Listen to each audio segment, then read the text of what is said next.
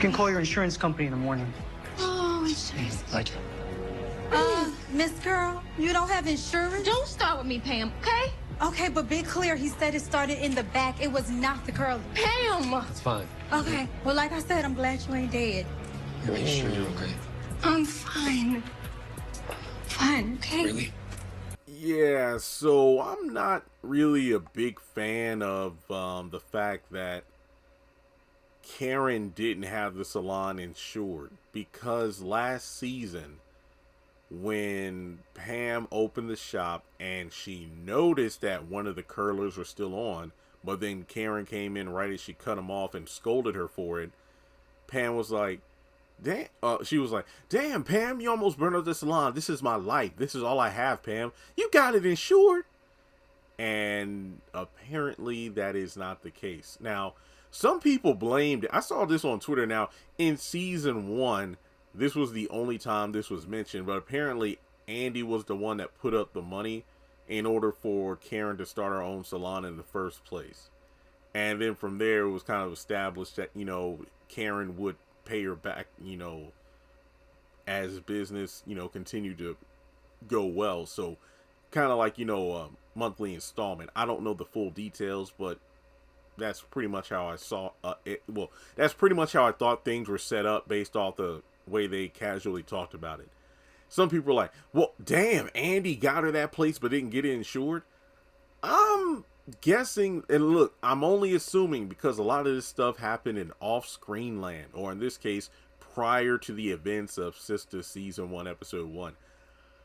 I mean, hey, I wouldn't be surprised if Andy put up the money, like the, you know, the startup fund, if you will, but everything else was left to Karen. I think it is incredibly irresponsible to not have insurance on, for a woman who keeps saying, this is all I have, this is my life, if anything happens to the lawn, if anything happens to the salon, there's nothing, you know, that's my life is ruined. That's on you for not having damn insurance on the place.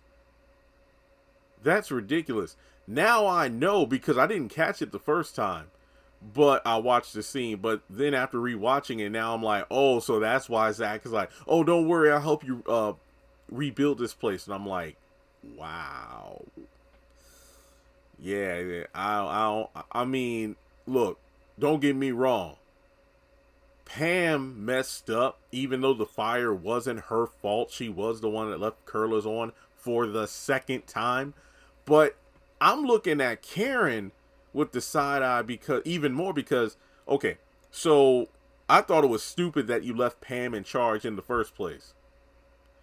But the fact that you left this irresponsible employee in charge of a salon that you don't have insured, I blame her even more. Yes, it turns out it was apparently some homeless people in the back that started the fire, and then it started at the back door, made its way to the ceiling, and then that's how it got inside. But Lord, no, I'm not going to say it, because we just got the report yesterday about the whole Titanic exploration sub. Because, you know, it is sad. We lost, what was it, 5 people in that submarine.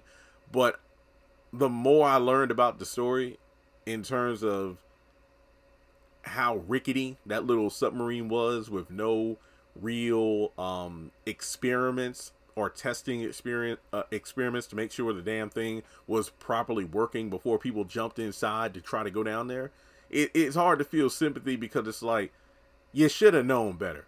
And I will admit, maybe this is I want to give it to Tyler Perry, that maybe this was kind of a woven lesson in the writing about, you know, hey, when it comes to business, you know, black people, sometimes we're so eager to get a business started, because let's be real, you know, black people, we have a bit more of hoops to jump through when we want to start a business or get a loan or something. So sometimes we look for any shortcuts in order to get a business started, because it's like, insurance, oh, I don't need that. I just make sure my business is open, make sure I cut all my stuff off, or, you know, make sure I have, you know, locks on the door so nobody breaks in, and I'll go from there. But the importance of getting insurance, because here's my thing. If Zach didn't vouch for getting the place fixed up, something tells me Aaron probably would have done it. Andy, her money's tied right now, because remember, she used all of her funds in order to get Sabrina out of jail. That doesn't mean Andy is broke, but in terms of all of her, I'm not even going to say disposable income either, because she put up, what was it, 1.5 million for Sabrina's ass. I think that she put in all the money that she could muster outside of what she needs in order to, you know, pay for gas, food, and things like that. So I feel like she probably would have had to use the $77,000 that Zach repaid her in order to pay it off, but I don't know. This is crazy. But that fool just up and vouch. Hey, I'll fix the salon. I'm just like, if you don't sit your ass down, this is stupid. But it's interesting, the karma in this, how Karen went from, I don't need your child support. I got a man who wants to take care of me and his child. I have my own job. I make my own money. But you know that, Zach. And now what happened? You lost everything. I'm not making fun of her. I'm not, because it sucks to lose everything, you know, just out of the blue. Out of the blue, you lose everything like that. But make sure you got your shit insured. I mean, like I said, it is hard to feel sympathy, because this woman had the money.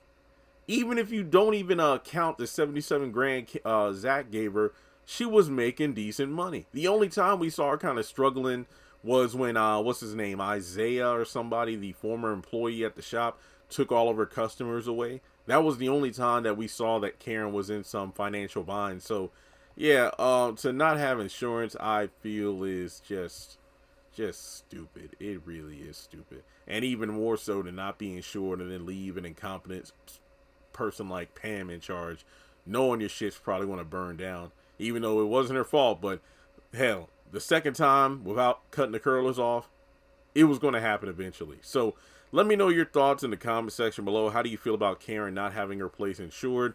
And we'll go from there. So like and subscribe, follow me on social media, and I'll catch you in the next one.